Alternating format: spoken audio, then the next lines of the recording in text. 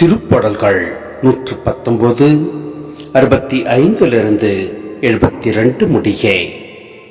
ஆண்டவரே, மது வாக்குறுதிக்கேற்ப உம் ஊழியனுக்கு நன்மையை செய்துள்ளேன். நன்மதியையும் அறிவாற்றலையும் எனக்கு புகட்டும். ஏனெனில் உம் கட்டளைகள் மீது நம்பிக்கை வைக்கின்றேன். நீர் என்னை தண்டிக்கும் முன்பு நான் தவறிழைத்தேன்.